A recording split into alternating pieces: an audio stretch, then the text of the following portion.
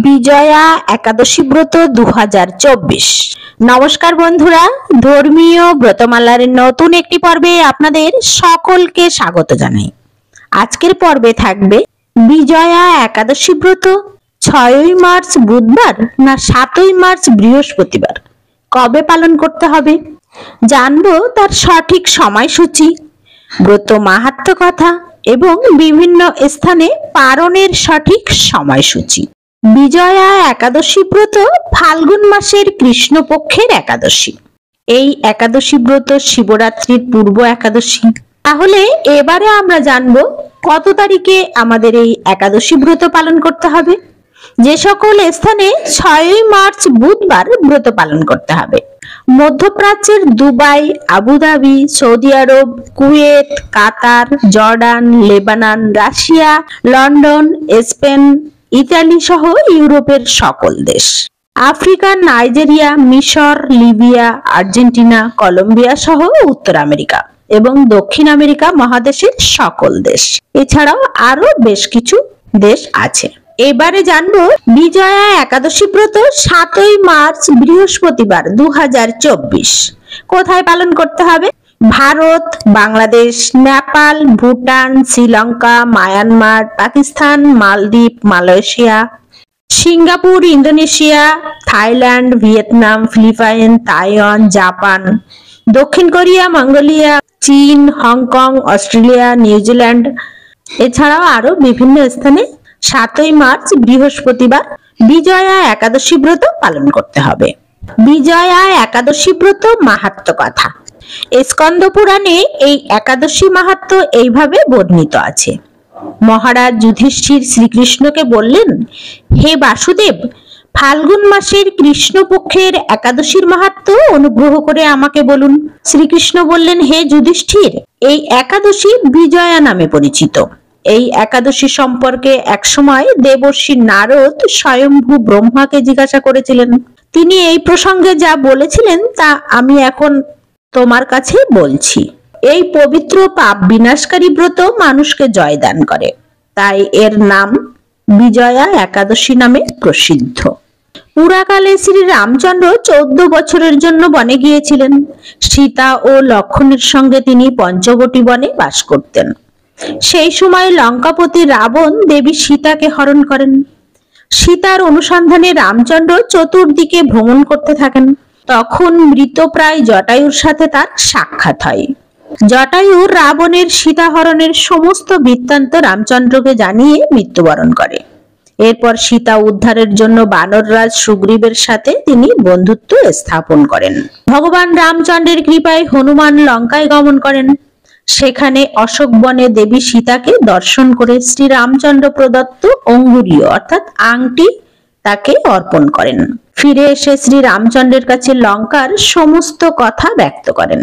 হনুমানের কথা শুনে রামচন্দ্র সুগ্রীবের পরামর্শে সমুদ্র তীরে যান।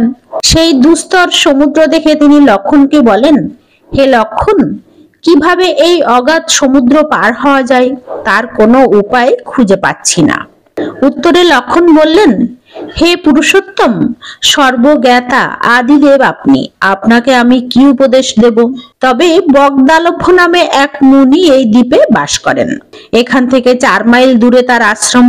হে রাঘব, আপনি এই প্রাচীন ঋষি শ্রেষ্ঠকে এই উপায় জিজ্ঞাসা করুন। লক্ষ্মণের মনোরম কথা শুনে তারা সেই মহামুনির আশ্রমে উপনীত হলেন।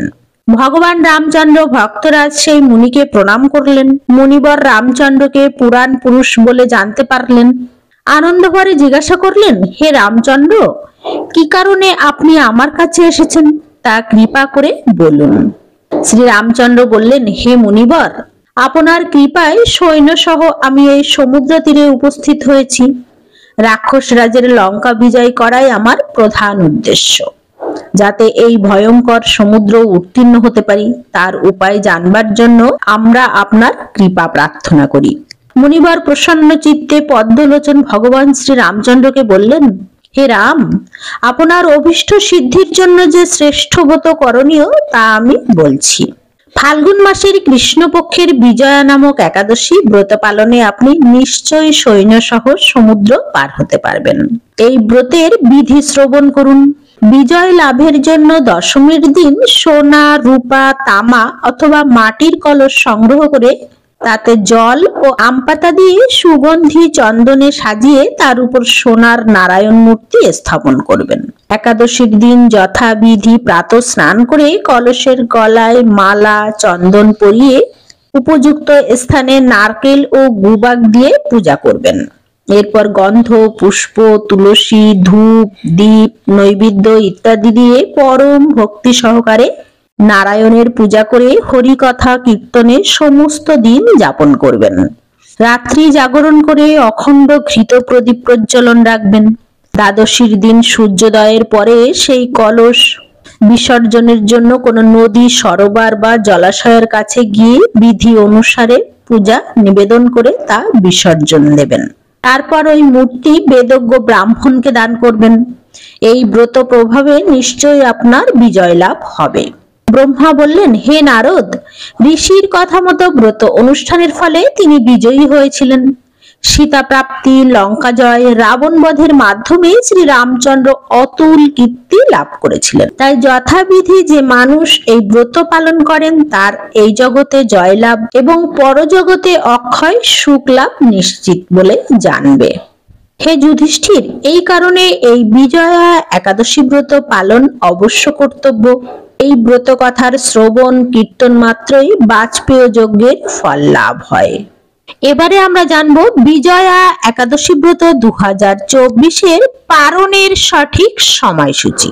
একাদশীর তারিখ 7ই মার্চ বৃহস্পতিবার এবং পরদিন পারণ 8ই মার্চ শুক্রবার। বাংলাদেশের সময় অনুযায়ী একাদশীর তারিখ 7ই মার্চ, পরদিন সকালে পারণের সময়সূচি সকাল 6টা 21 মিনিট থেকে 10টা 5 মিনিট পর্যন্ত। পশ্চিমবঙ্গ একাদশীর তারিখ 7ই মার্চ, পরদিন সকালে পারণের সময়সূচি 5টা 53 মিনিট থেকে 9টা 49 মিনিট পর্যন্ত। দিল্লি একাদশীর তারিখ 7ই মার্চ, পরদিন সকালে পারণের সময়সূচি 6টা 38 মিনিট থেকে 10টা 34 মিনিট পর্যন্ত। মুম্বাই মহারাষ্ট্র একাদশীর তারিখ 7ই মার্চ, পরদিন সকালে পারণের সময়সূচি 6টা 52 মিনিট থেকে 10টা 50 মিনিট পর্যন্ত।